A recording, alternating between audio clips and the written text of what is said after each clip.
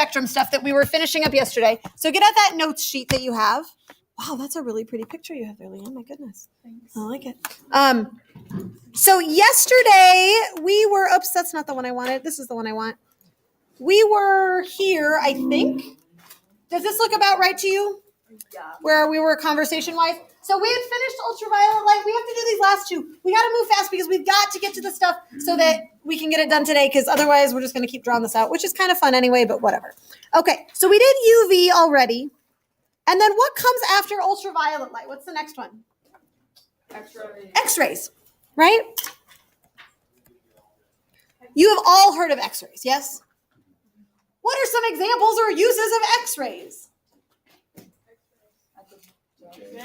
To go to the doctor, right? To examine, now, and that's what I was about to ask next, is if you go to get an X-ray, what is your doctor looking at? Your bones, right? They don't use X-rays to look at your muscles. They use X-rays to look at your bones. So I'm going to write this down, medical diagnosis. But then I want you to make sure, I want to think about this from the physics perspective of what we're talking about. So we talked about ultraviolet rays yesterday. And the thing that you all think about, because the Skin Cancer Institute has done a really, really good job doing PR, right? Is ultraviolet rays come from the sun, they burn your skin, you need to wear sunscreen, right? But ultraviolet rays are not the only light waves that come from the sun, but they are the ones that are the most dangerous, because there's regular visible light that comes from the sun, thank goodness. But that visible light doesn't hurt us, it doesn't bother us. It's the UV rays that do. Why? What did we say yesterday? Do you remember? Or look at your notes if you don't remember. What was so special about the UV rays? So, to the naked eye, we look like solids, but to the UV rays, they can see the tiny little parts that are open and they go to it. Right. And then they shake everything, and then molecules, and then the bad stuff happens. Yeah. So the natural frequency of something in your cells, right? Ask Oz what it is. But the natural frequency of something in your cells is at the same as the frequency of ultraviolet light, right? And so it gets in there and it starts shaking, and that's where the skin cancer business comes from. And again, I just want to remind you that it's not all UV light, but it's a very specific frequency, right? And you've heard of UVA and UVB, probably, or maybe when you buy sunscreen, you see that there are different parts of the UV spectrum. X-rays penetrate through your skin. X-rays penetrate through muscle, okay? So they're able to go through, and what do they bounce off of then? The bone, okay? So X-rays are even smaller than ultraviolet. They can go in through skin, they can go in through muscle, and then they bounce off the bone. And that's how we see with an X-ray. It's just reflection. Just like visible light bounces off of me, and that's how you see me, okay? Because I have visible light bouncing off of me. Same thing happens with X-rays. It's just a different part of the EM spectrum. Does that make sense? Okay? X-rays can be dangerous if you're not careful. When you go to the dentist, you have X-rays done as well, right? X-rays of your teeth, because they're looking at the bone structure under your gums. But when they do that, do they just say, okay, here we go? Or do they prep you and get you protected for those X-rays? They put that shield over you, right? Do you know what's in that big apron that you have to wear? It's lead. My chemistry friends are thinking back to the periodic table. What do you know about lead? Do you know anything about lead? It's PB. We know that. Yep. It's amazing how all of this comes together. That's not the thing that I was thinking, though. Do you know anything about the density of lead? It is very, very dense. So the density of lead is very, very high, which means that the X-rays cannot penetrate through that substance, which means that all of the X-rays, the stray X-rays, because they have the thing that goes right up to next to your mouth. I hate this so much because it hurts my mouth, but right there. But there are stray X-rays, and some of them are going to go all over. And in general, the thing they're protecting is your reproductive system, right? They want to make sure that you are able to reproduce if you so choose. Okay? One very slight advantage to being pregnant, you don't have to get X-rays on your teeth. I mean, like, so there's that, right? There's that like one, yes, you don't have to do that because they want to protect the baby, right? So that it will be healthy, right? So there you go. So X-rays can penetrate through tissue, but they bounce off of bones. We'll write that down. So medical diagnosis, I'm just gonna write this down. Woo, that got bigger. So X-rays can penetrate or go through skin and muscle tissue,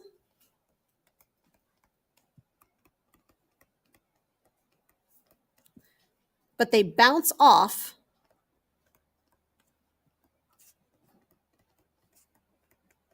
of bone, which is why we use them for that medical diagnosis stuff. We'll talk a little bit more about that bouncing off of when we get to reflection in a few days, but that's the piece there. And there are some other things that they use X-rays for, but that's the big one that I want you to remember. All right, last one, UV, X-ray, and last one is gamma rays, yeah. Okay. When people talk about radiation, they're talking about gamma waves, okay? I told you yesterday, and I was not lying to you, that radiation is just something that comes from light, right? We radiate. Where in the spectrum do we radiate? Do you remember from yesterday? Infrared. We radiate in the infrared, okay? That's not dangerous light. Gamma rays are dangerous to humans. Why are they dangerous to humans? They're really energetic. They're really, really energetic. And what can you tell me about their frequency? Really, really high. And if they're really energetic and they have a really, really high frequency, what can you tell me about their wavelength? Quite small. Really, really low. And so then what does that mean that they can do? Think back. All the way through us. They can go in and they can penetrate anything, right? Gamma rays are the radiation that cause most types of cancer when we talk about that, right? Okay. Gamma rays are high energy waves, high energy particles, but I'm just going to write that down that they are the highest energy.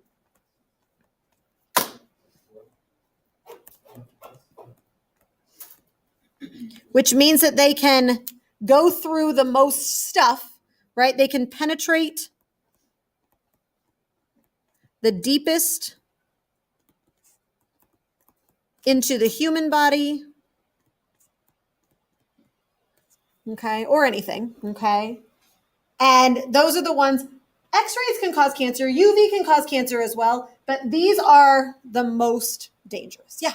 So like when there's like a nuclear bomb in like a city or something gets like hit with it, and people say you're gonna get like radiation poisoning. That's what we're talking about. That's gamma. Mm-hmm. Okay. Yeah. Primarily. I mean, there's going to be a lot of all of this, but this is the super scary stuff. Okay. This is the scary stuff. This is the stuff that we want to avoid. Like okay. Make you sit like right away.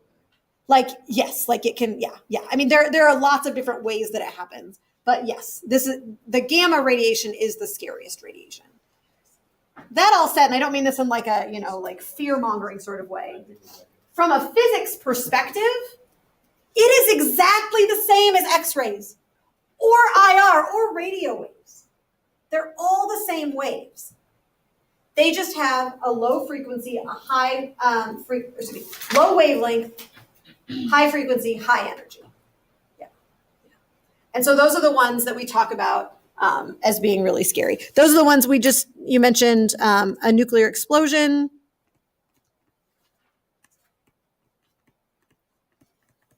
This also happens naturally. We get gamma rays naturally from, radioactive decay. Do you guys talk about radioactive decay in chemistry or no? We haven't yet. Okay, I was just curious. It's something that I always cover in physics, but I didn't know if chemistry talks about it. Yeah. Don't you use gamma rays to treat cancer too? You absolutely can. And that was you're reading my mind. Kind of creepy. Yes. So the point that I want to make is that they are dangerous, but just like anything, if you understand how to harness them and you understand how to use them carefully, you can use them for good too, right? So I, thankfully, in my life have not had a lot of experience with people dealing with cancer, not like super close to me so that I would, kind of know what their treatment options were. But my understanding is that generally when one treats cancer, the two big ways, one is through chemotherapy. Chemotherapy just means like drugs that you ingest and it kills the cancer that way. The other like big way to treat cancer is radiation. Okay. And when they do radiation, there are lots of different kinds of radiation. So I don't want to say like it's always this because they're, like I said, they have proton therapy where they like shoot protons or neutron therapy where they shoot neutrons at you and they do it in a very specific way. Biophysics is crazy amazing. If this is something that it is all like, ooh, that might be something to look into. It's like the field is huge and is growing and so much. And it's one of those fields where you know that you're doing something good, which is kind of awesome and not always true of every field that you might go into. Not that that means that it's better, just that it's interesting. But absolutely, they will use radiation. So they'll use gamma rays or high energy like X-rays, and they focus them at a very, very specific place, and then they can use those to treat cancer, right? Same kind of thing. And there are lots of other medical uses for these as well, but that's a very widely used one, I guess. Yeah. So, how are we doing so far? We okay? Making sense? Any issues or questions right now? Cool. All right. So really quickly, we've got all of these, and then we need to come back to Josie's question too. So I'm going to come back to that just a second. But really quickly, this is in my head. Radio, micro, infrared, visible, ultraviolet, X-ray, gamma. Which ones move the fastest? All the same, right? And I want you to keep that in your brain. They all move at the same speed. It's the fastest that they can move. Okay? Which ones have the highest energy? Gamma rays. Which ones have the highest wavelength? Radio waves, right? They're all useful for different things. And once you understand how one works, you can kind of get how a lot of them work. Yeah. Is there like waves that we haven't detected before? I mean, if I said no, then someday I would. I mean, yes, there are obviously always. Yeah. So like, what was that? Was that just last year that we detected gravity waves, for example? Right, which are a different kind of wave that if we have time later this year we can talk about. But or do you mean like in the EM spectrum? Yeah. So this, because of the way it's structured, the answer is no. Because basically they say radio waves are wavelength of blank, I can't remember what the number is, and everything bigger. And gamma rays are blank and everything smaller. And then everything else is covered. Does that make sense? So no, I would expect that your great-great-great-grandchildren, when they're learning the electromagnetic spectrum, would learn these same things. There might be divisions inside them, like we have long wave radio and short wave radio. And if, I have colleagues like classmates of mine from college that study very specific things in, different areas. And so they might only look at like a very small band of X-ray, but all of this is called X-ray. Does that kind of make sense? Yeah. Josie, you asked me like 4 days ago now, or maybe just 2, I don't remember, about if microwaves are dangerous, right? Is that what? And also phones. And also phones. My dad's the same. Yeah, that there's stuff weird, blah, blah, right? What's that? I know somebody who does that same thing. He plugs in headphones and then he just talks to the headphones instead of putting the phone to his ear. Yeah. So phones, I don't have enough information to speak to one way or another. Phones, just like any other technology, are a little bit tricky because we don't know yet. And honestly, it's one of those things. You all know now that smoking is super dangerous for you, right? Do not start smoking. It is terrible for your body, right? Like, don't do it. Okay? When I was growing up, my mom smoked. Not because she's a bad person, because it was a thing. And at the time, we as a society didn't know that it was dangerous. Do you know what I'm saying? And so I feel like all of these new technologies may have medical repercussions later. We just don't have enough data yet. And by that I don't mean that we don't have enough people trying it. We don't have enough longitudinal data. We don't have enough time data, right? So when you guys become grandparents, right? So my generation will have lived, because I didn't have a cell phone in college. I didn't get a cell phone until I was probably 25. Okay? So my generation hasn't had a phone up to their ear or sitting right next to their body for their entire life. Many of you guys have. Do you know what I'm saying? Mm-hmm. So we just don't know yet. Yeah. So I can't speak to that one because that one's got lots of different kinds of waves involved, right? So and that's why I don't know for sure. Microwaves, like the box, uses microwaves. So I'm going to throw this back to you guys. Are microwaves dangerous?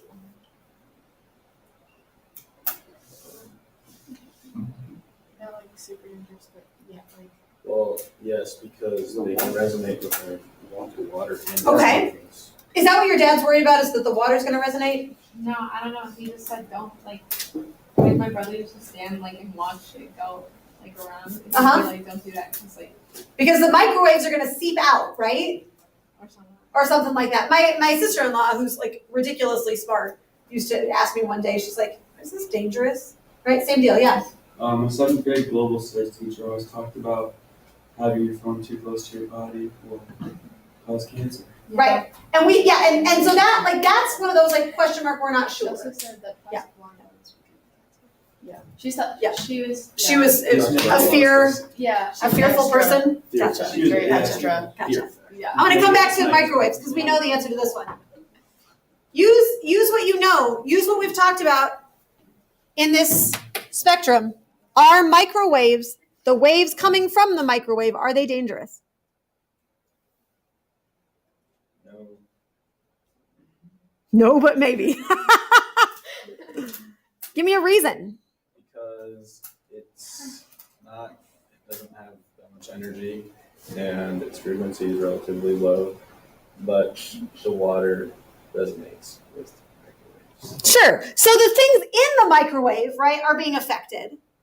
And there are things like, whether you should put like saran wrap or plastic wrapped things because you got seepage. That's chemistry, right? That's different stuff. But the microwaves themselves, the waves that have a wavelength of this big that may or may not come out of that space, are they dangerous to us? Is infrared dangerous? If I point this at you and start pushing the buttons, are you going to be okay? Yeah. If I shine a light on you, that has more energy than the microwaves. Is it going to be okay? I think so. They're on right now, right? You with me there? The waves that are used in a microwave are not dangerous. Okay. I'm not saying that there aren't other pieces to it, but that part I can speak to and say that you're okay. So you can let him know that. Okay. All right. I think that we have pretty much exhausted that conversation. Let's see. I want to take a look at, what do I want to do? We looked at this already, right? This was yesterday. We got that? Sweet. All right. We are going to look at electromagnetic waves themselves. So we've talked about the spectrum of them, all the different sizes, shapes, and designs of them, but we haven't talked about them in particular, okay? So on a separate piece of paper now, because we're going to write this out separately, okay? We're going to write down a couple of things about electromagnetic waves. I'm going to move this picture for a minute because I don't want you to freak out about it. Wow. Okay, it's gone. Sad day. I love you, though. It's okay. Do you have a question? Or you were No, I was dancing? thinking arrows. Okay. So electromagnetic waves. What kind of waves are they? Mechanical. No. Oh my god. They are no. not. No. Did I just mess you up? No. They are longitudinal. They are not mechanical. Do we remember what the definition of a mechanical wave is? It needs to have a... Medium. Yes. Medium. So mechanical, come on, thing, means that it needs a medium. Yeah. And do electromagnetic waves, remember, anytime you hear electromagnetic, you can just think light. Do light waves need a medium? No, they do not need a medium. So they're not mechanical because they do not need a medium. What else can you tell me about electromagnetic waves? Longitudinal or transverse? Transverse.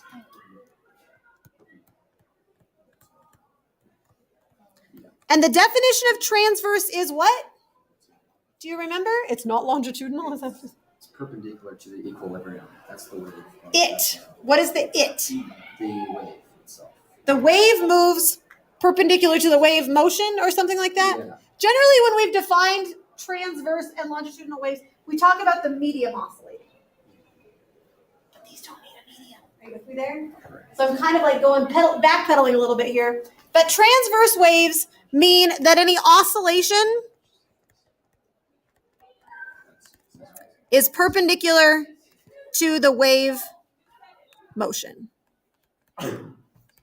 Bless you. So we saw some transverse waves on the Slinky. You've seen transverse waves in water. All of these things are true. They go up and down and up and down. Light waves are funny. They're different in so many ways. Okay? Electromagnetic waves, light waves, are actually a double transverse wave. They've got two things oscillating. They are both perpendicular to the wave motion. It's a little bit weird. I used to have a little thing to play with, and I don't have it anymore. I've misplaced it. So I'm just going to show you the picture now of this, what this wave looks like. It's kind of goofy. It's kind of weird. I'm not going to force you to draw it, but I am going to, I don't say force, that seems a little unkind, but I am going to challenge you to look at it here for a couple of minutes. So the way that you can look at this is that you've got two sheets of paper that are perpendicular to one another. Can you kind of imagine that? Okay. And you've got on one of those sheets of paper, this orange wave that's oscillating up and down and up and down and up and down. Okay. And that orange wave is marked with an E. Oops, I guess I should write that in orange. That would be more aesthetically pleasing. And this part you are going to write down. That the E stands for electric field. So an electromagnetic wave has two pieces that oscillate. The first one is an electric field, okay? And that electric field oscillates perpendicular to the wave motion. The wave is going in this direction as that red arrow points. What's little c? Remember from yesterday? Speed of light. The speed of light. So this is the direction that the wave is moving. So the wave is moving along this direction right here. So the electric field is going up and down and up and down on this kind of vertical piece of paper, if you can imagine. And then this like horizontal looking piece of paper has it's marked with a B, which is strange and funny because B stands for, anybody? Magnetic.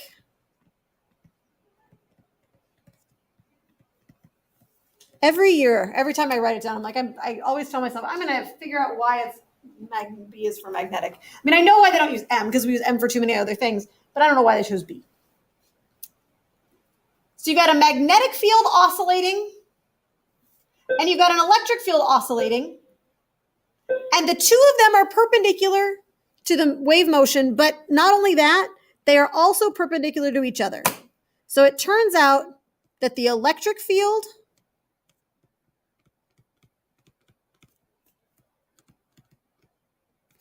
is perpendicular to the magnetic field,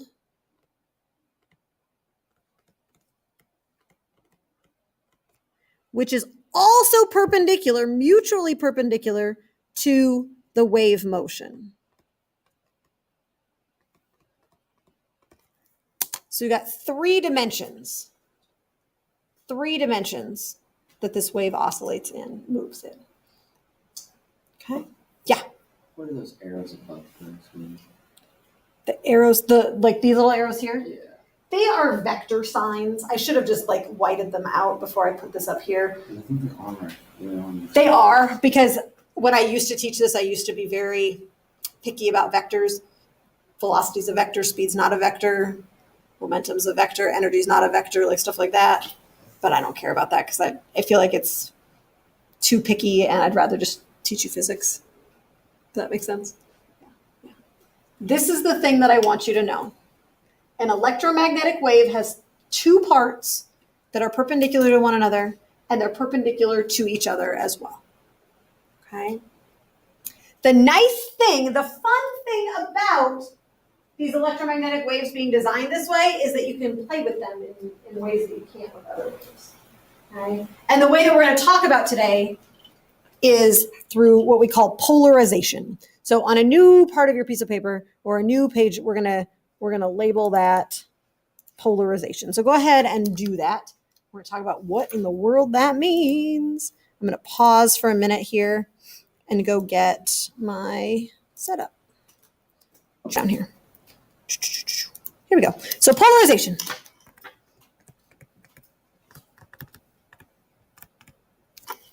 So the game is that when you have these waves, the waves that are coming at you, the light waves from the lights all look like this. Okay? Can't see them, but well, I guess you can, but you can't see their structure, but that's how they look. But not all of them are oriented in the same direction. So it's kind of like some of them are coming in like this, if this is just the electromagnetic or the electric field. Some of them are going like and they're just all coming at you. Okay? But we don't know what direction they're in until we get ourselves a polarizer. Okay, so a polarizer is a piece of film that is set up kind of like the best way that I can describe it is like a picket fence. Have you ever driven by a house that has a picket fence, like all those white slats that go this way? Do you know what I'm talking about? Okay, so if you imagine slats like that, but slats where they only let light go through. Okay, so this thing here just looks like a piece of gray plastic to you probably. Okay, this piece of plastic can let through light oriented in just one direction or another. So I'm going to turn off my projector for a second, turn on my fancy projector. The reason I like it is because it's just, you like the word, don't you? Isn't it nice? Yeah. Right? Okay, so I've got my little piece of plastic. This light that is being produced from this light bulb is all unpolarized. Okay? Unpolarized means that some of the light is going like this. I'm going to move this back if I can. Just a little bit, just so it's a little bit bigger. There we go. We'll focus a little bit. Oh, it's so bright. Okay. So some of the light is going like this. Some of the light's going like this. Some of it's like this. Some of it's like this. Like in all different directions. Okay. The polarizer only allows light in that's going like this. You with me? So we'll set it down there. And it's darker, okay? Because it's only letting about half of the light through. So if we pretend like all of the light in this polarizer is being allowed to go through is in this direction, then this light's going to go through. But light that's oriented like this, is that going to go through? No. How about light that's like this? Do you think it gets through? Ben says no. But if it doesn't, if it's only the light that goes in one direction, then that's not going to be very helpful, right? Because it's going to be just a little tiny bit of light. But remember, because we've done this before, that light that goes like this really has a piece that goes like this. You with me there? See where I'm going with that? And it's also got a piece that goes like that. So this would let all of the light that's going up and down through, and only a little bit of this light through, right? And so then that's how you get the 50%. That's where that comes from. So that's cool. Yay for a polarizer. Yay, team. We're going to talk about the uses of them soon. Okay. The fun thing is that you got not just one polarizer, you got multiple polarizers. Okay. So here's the fun part. So here's a polarizer. And here's another polarizer. And these two polarizers are letting the same amount of light through. The only reason you can see the edges is because your eyes get really attracted to edges. I don't know if you've ever known that, but like that's how your eye works, is that it's attracted to edges. But it's really, the color is the same in all three of these spaces. Okay, same. So far, so good? Your eyes just like edges, I promise. Yeah. I promise. I'm trying to like look through like my peripheral vision and like. To convince yourself? Yeah. Yeah. If you cover these up, can you see that they're about the same color? Yeah, they're about the same color. All right, so that's fun. So now all the light that goes through this one is polarized up and down. Polarized up and down, life is good, it's 50%.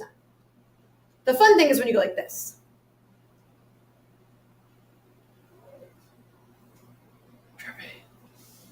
What happened?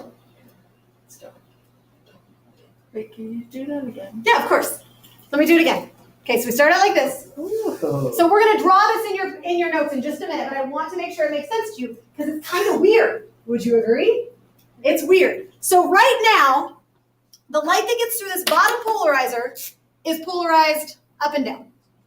Okay? The only light through this is up and down. So even if I had one that was originally coming through was like this, the only light that I get to see is this little piece here.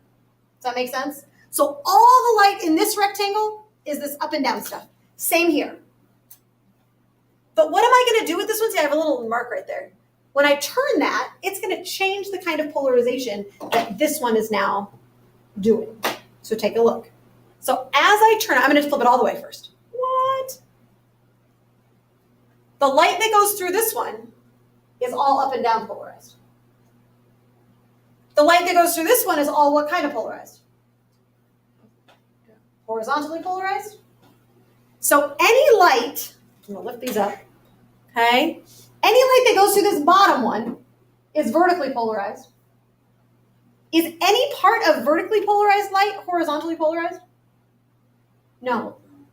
So any light that's able to go through this one cannot go through the top one now. How are we doing? Are we okay so far? Okay, so we're going to do it one more time just so you can see. So again, vertical, vertical. As I turn it, what happens to the color? Gets darker and darker, darker and darker, completely black. We okay? Okay. What I want you to do right now, in your notes, I want you to write down what you see. So you're going to draw at least 2 pictures. One that looks like this. One that looks like this. And then some explanations as to why that is happening. Okay? Be specific. Explain carefully. You got your things with you, and I want to make sure that this is making sense to you. And I want to make sure that we're all on the same page. So take a look up here, friends. Put your polarizers down for just a second. I promise you'll get to play with them a little bit more. Okay? So this is an image of kind of what we saw. So this is kind of a crazy looking thing, but all of this is unpolarized light. Does that make sense? Going in all different directions. We don't know which way it's going. We don't know which way it's going. It goes through this polarizing filter, also known as a Polaroid. What company do you think developed this? Polaroid. Yeah. It was an MIT dropout, I think, if I'm remembering correctly. Okay. And now all of this light is polarized. And oh my gosh, if you have polarized light that's going up, down, up, down, up, down, what's going to happen when it goes through this filter? What's that? Does it get like more polarized? Well, so this one's going up, down, up, down, up, down. This one's going the other way. So this is one this way, this one this way. Nothing's going to go through. That's exactly what we just saw. Okay. So this happens, this works, and you guys utilize this all the time. Okay. You utilize this every single day when you use a calculator. Okay. A calculator, take your calculator out, turn it on, and type some numbers into it. Okay. And then take your polarizing filter and put it over the numbers and rotate. And see what you can see. It's blue. Do you see what's happening? It changes color a little bit. And you see how the numbers appear and disappear? Yeah. Depending on which way it's oriented? Yeah, it's kind of weird, right? Numbers don't disappear. They don't disappear, but you can I got less red. and more. I got green. Yeah. I got blue. Anybody want to see some blue right now? I got white. Pretty. So yours is. Yeah, it's kind of changing the color of that background part. See magic. So that's next. Hold on. One thing at a I was time. thinking about that. Yep, it's the same game. Just a So, little bit though. so You let's- gotta see through it still. yep. Okay, so here's the game. So let's talk about the LCD. So this works with any LCD. So LCD stands for liquid crystal display. Okay? So literally what's happening in an LCD, the like light brown when you're typing a number into your calculator, is just light that's gone through the polarizers and bounced back. And really, it's about the color of this. Like if you just look through this, right? It's a little bit lighter than, or darker than real light. So you've got this light that's gone through, and then we've got this stuff, this liquid crystal layer. And the liquid crystal layer exists in little tiny segments that are exactly the size of all of those little boxes on your calculator display. Right? So if you type a 2, it's not a beautiful 2 like you would draw, but it's pixelated, right? And each of those pixels has a little bit of this liquid crystal stuff in it. And that liquid crystal can turn on and off. And by that I mean if you put an electric current through it, it lines up one way to polarize. And if you turn the electric current off, it does not polarize anymore. And so the light going through and coming back, only if that liquid crystal is turned on, will it flip the light back so that it comes out. Does that make sense? So basically what it's doing for every single one of those pixels is going like this or like this. This or this. It's just on or off. So if it's supposed to display a 1, then all of those little pixels that are in a line will all be set up this way, and everything else will be set up this way. What'd you say? It works if it's off. If it's off, yeah. And so probably it has something to do with the way that those polarizers are oriented. Yeah. The other way that you use this a lot is in polarized sunglasses. So many of you are like me and buy your sunglasses from Walgreens because they're cheap and because you know you're going to lose them or they're going to break or whatever. But some fancy people buy polarized sunglasses. Polarized sunglasses cost more. Why do they cost more? They protect your eyes better. They eliminate the glare that you would see on open water. They eliminate the glare that you would see on snow if you're skiing or on any other surface that's really, really flat. Okay? When light hits a surface, it polarizes. So the light from the sun is unpolarized. It hits a flat surface, and it all polarizes flat in line with that surface. Polarizing sunglasses cut out that polarization of light.